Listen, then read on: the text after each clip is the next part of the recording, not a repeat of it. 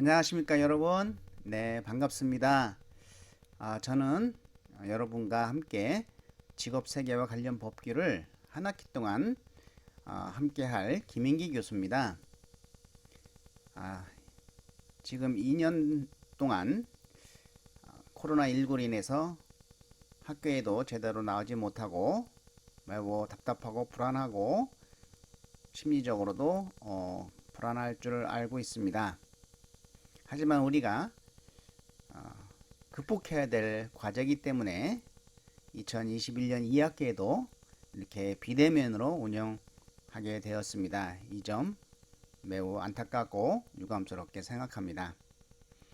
직업세계와 관련 법규는 본래 직업상담사 국가공인 자격증을 의한 과목이었는데 시간이 짧다 보니까 5과목 전체를 하지 못하고 가장 중요한 과목인 직업상담학과, 직업심리학을 다루고자 합니다.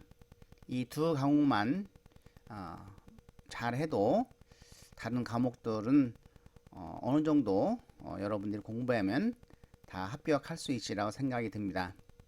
이 직업상담사 자격증은 청소년 지도사, 또 청소년 상담사와 그리고 사회복지사의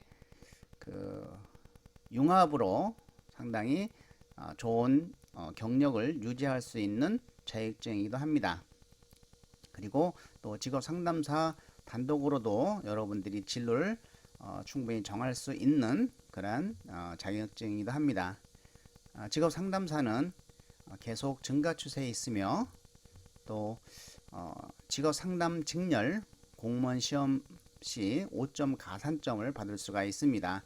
그리고 주로 직업상담사가 근무하는 곳은 고용지원센터, 노동부 고용지원센터와 그리고 대학 취업지원처, 그리고 민간 취업전문기관, 시도 자치단체의 취업 쪽 관련된 일자리 센터, 이런 곳에서 우리가 주로 근무할 수가 있습니다. 그리고 여러분이 좀 더 공부를 하고 하면 진로 직업상담 전문가로도 활동할 수가 있는 그런 과목이기도 합니다.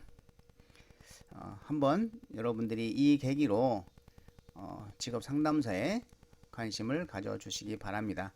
저도 1회 때 직업상담사 자격증을 취득을 하고 노동부에 늦게 40살에 노동부에 들어와서 관련 쪽에 관련 분야에 공부를 하고 현장 경험을 쌓음으로써 이렇게 백석대에 교수로 오게 되었습니다. 여러분들이 지금 당장은 힘들고 열악하지만 하나 둘 점점점 여러분들이 어떤 경력을 쌓게 되면 그 분야의 최고의 전문가가 되면은 사이에 꼭 필요한 사람이 될 걸로 믿고 있습니다. 자, 본 과목은 굉장히 양이 많습니다. 그러나 제가 중요하다고 생각되는 중요하다고 하는 것을 꼭꼭 집어서 여러분에게 전달을 하고 이걸 바탕으로 해서 여러분들이 자격증에 관심을 갖고 있는 사람이라든지 아니면 여러분들의 전공에 관련된 직업상담과 직업심리 이론을 좀 더 정리한다는 의미에서 임해 주시면 감사하겠습니다. 자, 그럼 한 학기 동안 여러분들이 좀 더 건강하고 그리고 밝고 긍정적으로 생각을 하면서 잘 시간을 활용해서 공부해 주시기 바랍니다. 자, 그럼 지금부터 직업세 관련 법규 과목 소개를 시작하고 수업을 진행하도록 하겠습니다.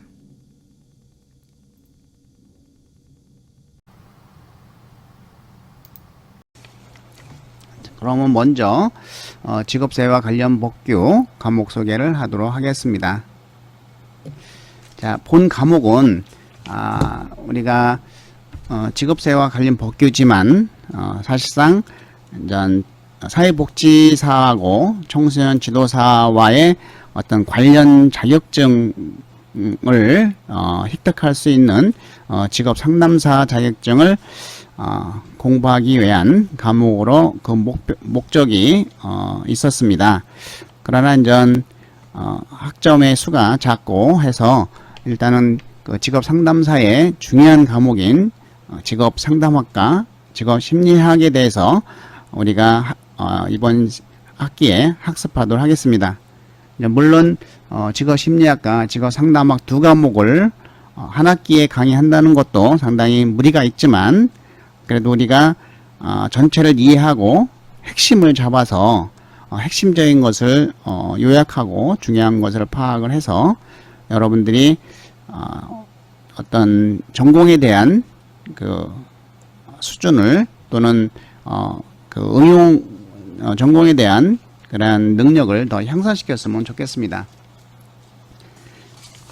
자, 이 직업 상담사는 여러분이 청소년 상담사와 또는 청소년 지도사 그리고 사회복지사의 어떤 그 능력을 또 더 업그레이드 시켜줄 수 있는 그 융합적인 관련 자격증이기도 합니다. 그리고 거기에 플러스 돼서 직업 상담사, 청소년 지도사, 청소년 상담원과 같이 플러스 돼서 어떤 효과를 볼 수도 있지만 직업 상담사의 단독 직업으로도 많이 활성화되고 있습니다. 2021년도에는 이 고용센터에서 정규 인원 3,200명 정설이 예상되어 있습니다. 관심 있으신 분은 지금부터 준비하시면 좋겠습니다. 특히 이제 영어가 되시면은 합격 가능성이 높습니다. 시험 과목은 우리가 필수로는 국어, 영어, 한국사이고 선택 두 개가 있는데 그 중에 그 노동법 개론하고 직업상담학 또 직업심리학 이것이 하나의 과목으로 되어 있고 사회과학, 수학, 행정학 개론에서 택 2를 하게 됩니다. 물론 직업상담사 자격증이 없어도 응시할 수 있는 자격은 있지만 직업상담사 자격증을 취득을 하게 되면 가점이 있습니다. 그 가점이 5점으로 알고 있습니다. 매우 크니까 여러분들이 그 한번 관심을 가져줬으면 좋겠습니다. 자, 그러면 이 한 학기 동안 이 직업 심리학과 직업 상담학을 우리가 어떻게 학습할 것인지 그 내용들을 주로 살펴보면은 직업 심리학 계통에는 그 직업 심리 검사, 그리고 직업 선택 및 발달 이론, 그리고 직업 분석 이론, 그리고 조직에서의 경력 개발, 그리고 직업과 스트레스가 큰 단위로 구성되어 있습니다. 그리고 직업 상담학은 직업 상담의 개념과 직업 상담 이론 및 접근 방법, 그리고 직업 상담의 기법, 직업 상담의 윤리, 이렇게 파트로 구분되어 있습니다. 강의를 하면서 내용은 많지만 제가 외우라고 하는 것만 외우시면 문제는 없을 것 같습니다. 이렇게 9조, 10조, 11조, 12조, 13조, 그리고 10조부터 14조까지는 자 1조부터 5조까지는 직업 심리학을 강의할 것이고 6조부터 우리가 그 9조까지는 직업 상담학을 강의하고 10조부터 14조까지는 직업 심리학과 직업 상담학의 주요 부분을 요약 정리하는 걸로 총정리하는 걸로 잡았습니다. 그리고 15주에는 기말평가, 물론 온라인으로 수업을 하기 때문에 온라인으로 평가를 하도록 하겠습니다. 자, 기말시험은 직업심리학이 30문항, 직업상담학이 30문항을 예상하고 있습니다. 온라인 시험이기 때문에 그 변별력이 좀 중요하기 때문에 여러분들에게 양해를 구하고 60문항을 60분에 풀 수 있도록 하도록 하겠습니다. 그래서 제가 그 암기하고 또는 중요하다고 하는 것만 공부하시면은 큰 이상은 없을 것 같습니다. 자, 그렇다고 하면은 오늘 1차 시에는 직업 심리학 파트에서 우리가 직업 심리 검사의 이해를 학습하도록 하겠습니다. 자, 심리 검사의 특성은 뭐냐라고 우리가 볼 때 여러분들이 심리검사는 왜 합니까? 심리검사를 가장 우선적으로 하는 목적은 뭡니까? 이거에 굉장히 중요해요. 자, 심리검사를 우리가 내담자를 만났을 때 심리검사를 왜 하느냐? 첫 번째 가장 우선적인 목적은 해야 할 일은 무엇이냐? 이것은 우리가 내담자의 목적을 탐색을 해야 됩니다. 내담자의 목적을 탐색을 하고, 그리고 두 번째는 이런 비내담자가 가지고 있는 그런 비현실적인 기대에 대비해서 이 검사의 사용 목적을 설명해 준다는 것이죠. 자, 그렇다고 하면은 이 심리검사의 특성은 무엇이냐라고 볼 때, 자, 우리가 이제 개인의 어떤 인격적, 행동적 측면을 이해하기 위한 심리학적인 측정 과정인 것이죠. 자, 예를 들어서 우리가 그냥 막연히 우리의 마음, 뭐 성격, 흥미, 자, 이런 것을 측정하라고 하면은 어떻게 측정할 수 있겠습니까? 이런 것을 우리는 이전 심리적 구성 개념이라고 보는 것이죠. 그래서 그러한 심리적 구성 개념을 측정할 수 있도록 만드는 것이죠. 측정할 수 있게 만들려고 하면은 어떻게 돼야 되냐면은 체계적이어야 되고 표준화돼야 되겠죠. 그래서 그런 걸 만들어 나가는 과정입니다. 자, 또 심리검사는 인간의 행동 표본이라고 하는 것은 겉으로 드러나고 있는 것이죠. 우리가 겉으로 드러내는 것이죠. 이러한 행동 표본을 객관적이며 표준화된 절차로 측정 진단하는 방법이다라고 아나스타시는 이야기를 했고, 또 클론바우는 개인의 행동을 관찰하고 그것을 수량적 척도나 유목 척도로 기술하기 위한 하나의 체계적 절차라고 하는 것이죠. 유목 척도라고 하는 것은 우리가 성격 검사에서도 몇 가지로 나누고 있지 않습니까? 뭐 외향적, 내향적 이렇게 나누는 것을 유목이라고 하죠. 그리고 이것을 수치화시키는 것이죠. 몇 점 이렇게 심리검사는 이러한 수량적 척도를 나타나는 것이 하나의 특성이라고 볼 수 있겠습니다.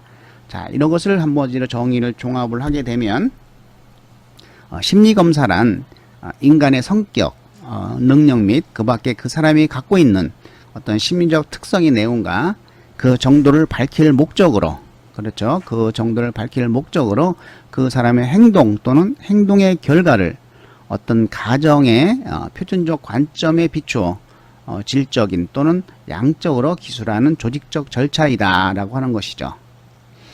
질적인 것은 우리가 수치화시키지 않고 이렇게 면접이라든지 면담이라든지 이런 걸 통해서 우리가 기술하는 것이고, 양적이라고 하는 것은 수치화시키는 것이죠. 수로 나타난다는 것이죠. 한 번에 많이 검사할 수도 있고, 자, 그래서 이러한 심리검사라고 하는 것은 능력, 성격, 흥미, 태도 등과 같은 이런 심리적 구성 개념을 수량화하기 위해서 표준화된 측정 도구를 말합니다. 자, 여기서 우리가 꼭 기억해야 될 것은 심리검사의 특성은 표준화된 측정이다. 표준화된 도구고 체계적이다. 표준화, 체계적, 그리고 양적, 수치화 이런 단어를 기억을 하셔야 됩니다. 그리고 우리가 표준화 심리검사를 할 때 사용할 때 가장 우선적으로 해야 할 일은 뭐라 그랬어요? 내담자의 목적을 탐색한다는 거 우리 꼭 기억을 했으면 좋겠습니다. 자, 그렇다고 하면 두 번째, 자, 심리검사가 좋은 검사가 되기 위해서는 어떤 조건을 갖춰야 하는가? 자, 첫 번째로는 이 표준화입니다. 이 표준화는 우리가 꼭 별표를 쳐서 기억을 해야 되는 것이죠.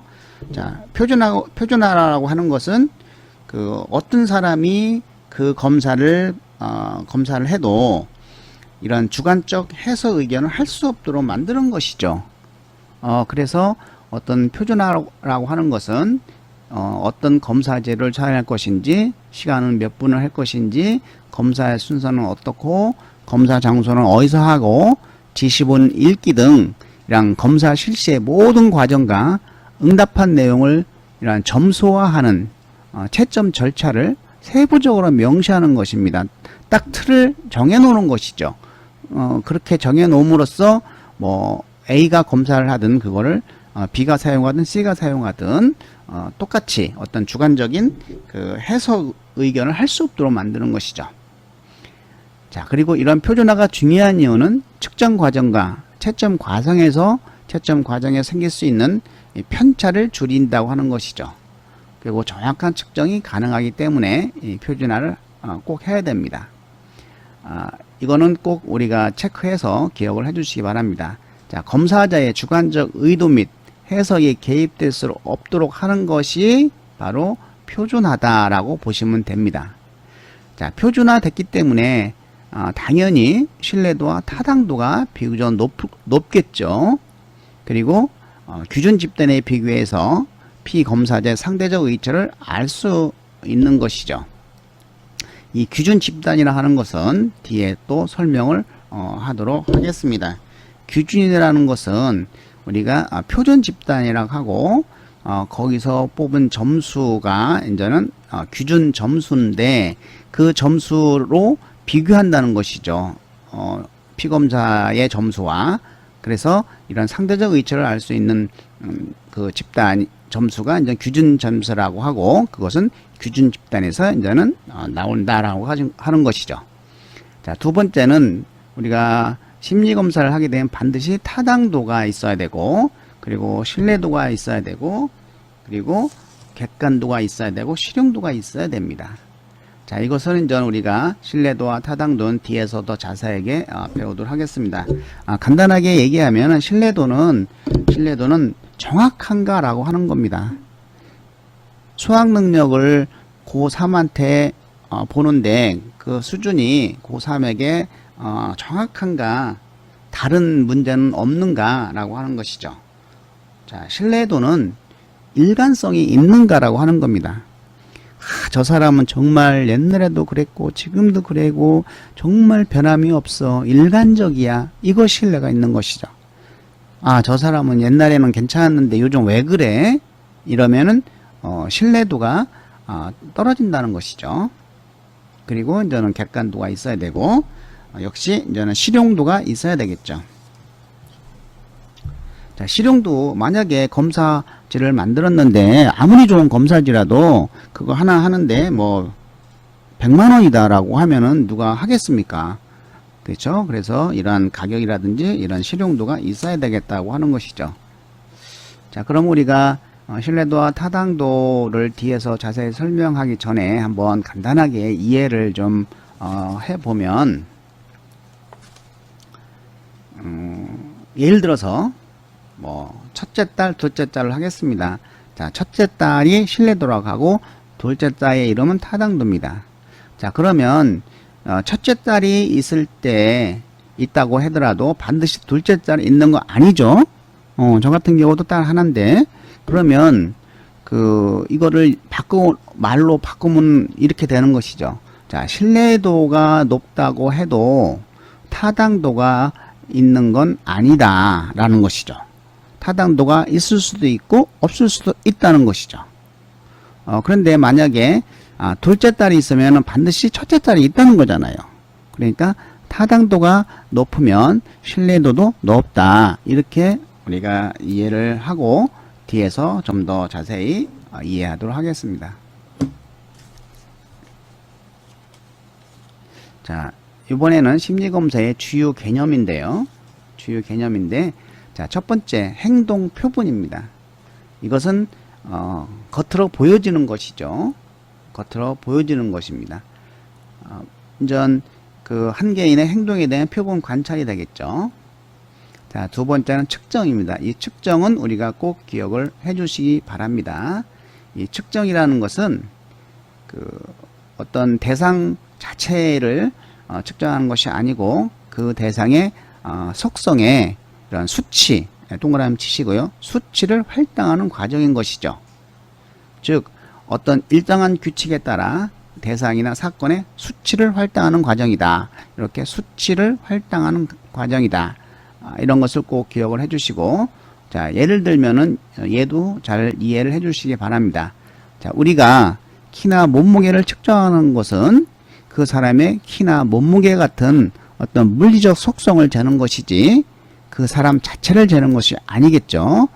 그래서 이런 그 측정이라 하는 것은 우리가 몸무게와 키와 같은 물리적 속성을 재는 것이다 라는 것을 우리가 같이 이해해 주시기 바랍니다.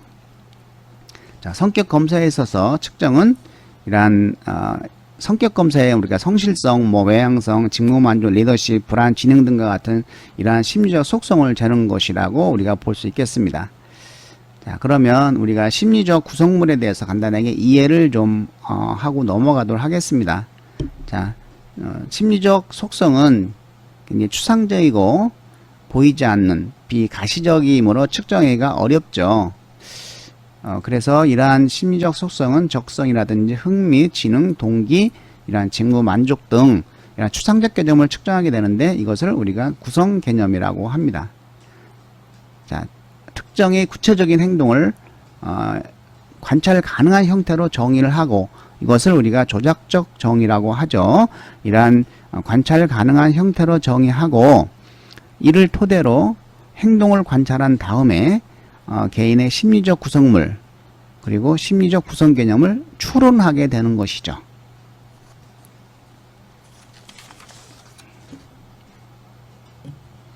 자, 우리가 기준, 요 기준은 우리가 꼭 기억을 해 주시기 바랍니다. 그래서 측정과 함께 기준을 꼭 기억을 해 주시기 바랍니다. 자, 기준이라고 하면은 아까도 얘기했지만은 일단은 비교, 상대평가라고 기억을 해 주시면 됩니다. 비교한다, 상대평가다 이렇게 이해를 해 주시면은 잃어버리지는 않겠습니다. 자, 특정 검사 점수의 해석에 필요한 기준, 자, 기준이 되는 자료로 한 특정 개인의 점수가 어떤 의미를 지니고 있는지에 관한 정보를 주는 것이다. 자, 다시 말하면 개인의 점수를 다른 사람의 점수와 비교하고 해석하는 과정이다. 이거를 우리가 줄쳐서 기억을 해 주시기 바랍니다. 개인의 점수를 다른 사람의 점수와 비교하고 해석하는 과정이다. 자, 그래서 이 비교 대상이 되는 집단을 기준 집단 또는 표준화 집단이라고 합니다. 자, 그럼 우리가 심리검사의 유형을 살펴보도록 하겠습니다. 자, 이 심리검사의 유형은 우리가 중요합니다. 세 가지 방법이 있습니다. 그래서 첫 번째는 실시 방법에 따른 분류입니다. 자, 실시 방법에 따른 분류는 속도검사와 역량검사. 자, 속도검사는 말 그대로 속도죠. 빨리 한다. 숙련도를 얘기하죠. 그렇기 때문에 시간 제한이 있습니다. 시간 제한이 있습니다. 웩슬러 지능검사라든지 성인용 적성검사에 해당됩니다. 그래서 우리가 이러한 성인용 적성검사를 하다 보면은 그만하십시오, 그만하십시오 시간을 측정하고 있습니다. 자, 역량검사는 시간 제한이 없습니다. 말 그대로 문제 해결 능력을 측정하는 건데 시험을 굉장히 어렵게 내서 능력이 없어서 못 푸는 그러한 검사가 되겠습니다. 속도검사, 역량검사.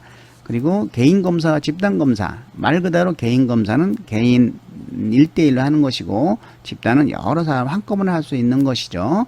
그래서 이 개인검사는 한국판 웩슬러 지능검사 그리고 일반 적성검사, 주제 통각검사, 로샤검사, RIT 이런 것들이 있습니다. 자, 집단검사는 우리가 미네소타 다면적 인성검사, 미네소타 다면적 인성검사, MMPI인데 MMP만 써있네요. MMPI. 그리고 마이어스 브리스 성격 유형검사, 캘리포니아 성격검사, 이렇게 되어 있습니다. 그래서 우리가 요 영어를 그 약자를 기억을 해주는 것이 좋겠습니다. 집단검사 MMPI, 또 MBTI, CPI. 예. 자, 그리고 세 번째는 지필검사와 수행검사로 나눠지는데 지필검사는 말 그대로 지필로 검사하는 것이죠. 그리고 수행검사는 도구로 검사하는 것이죠. 동작검사 이런 것이죠. 자, 두 번째는 이제 사용 목적에 따른 분류입니다. 자, 사용 목적에 따른 분류. 첫 번째는 이제 투사적 검사와 객관적 검사로 나눠지는데, 우리가 투사적 검사다라고 하면은 질적 검사다라고 보시면 됩니다. 질적 검사다. 그리고 객관적 검사는 양적 검사다. 수치화시킬 수 있다. 많은 사람 한꺼번에 할 수 있다. 이런 것이죠. 그래서 측정되는 검사의 문항 구성 양식과 제작 방법에 따라서 이러한 투사적 검사와 주관적 검사로 구별되고 있습니다. 이 투사적 검사는 머레이는 이런 TAT 검사 개발자로서 개인의 인격 특성을 반영하는 검사수 유용성을 강조하는 것이죠. 그래서 TAT 주제 통각 검사라고 합니다. 주제 통각 검사. 자, 엑스너는 그 로샤 검사 개발자로서 이 투사 검사의 특징을 상대적으로 비구조화된 그렇지만은 표준화된 상황에서 피검사자가 반응하도록 요청하고 이에 따라 이러한 피검사자의 반응은 자유롭게 나타나는 것이죠. 우리가 잉크를 점을 찍어서 용지에 딱 적어보면 두 개 나는 대칭형으로 되잖아요.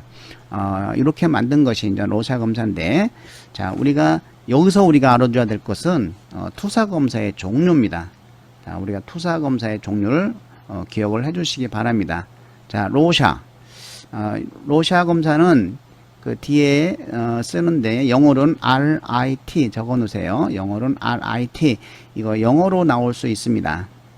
자, 투사검사, 로샤검사, RIT, 그 다음에 TAT, 주제 통각검사, 그 다음에 문장 완성검사에서 SCT라고도 하고 ISB라고도 합니다. 문장 완성검사, SCT, ISB, 그 다음에 HTP, 집, 나무, 또 이런 걸 그림으로써 이제는 살펴보는 것이죠. 그림 검사 등이 있습니다.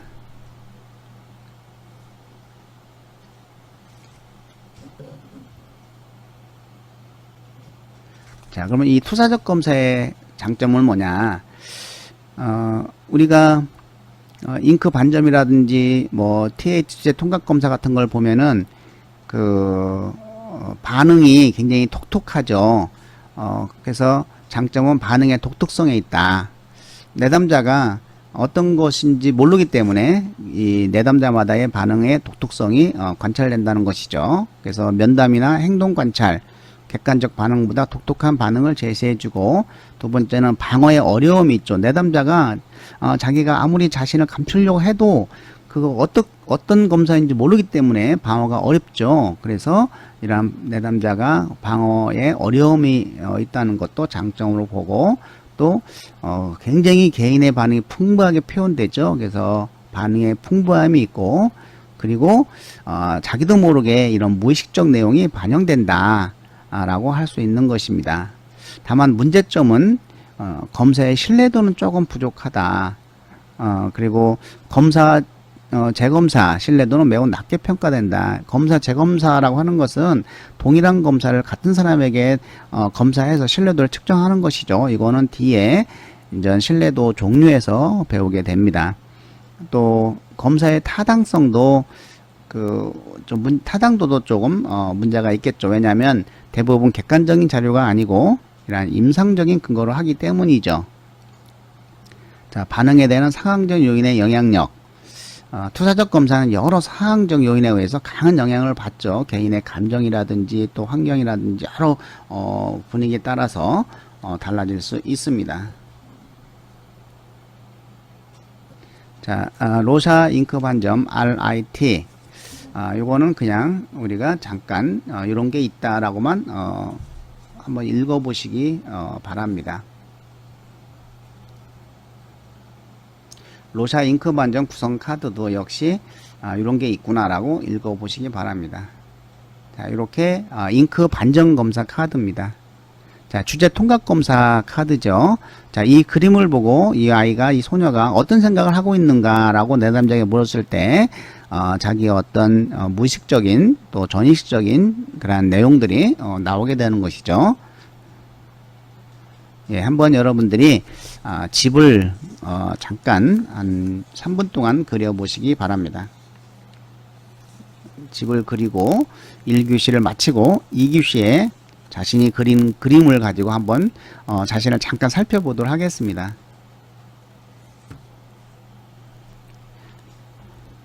예, 1차 시 여기서 마치도록 하겠습니다.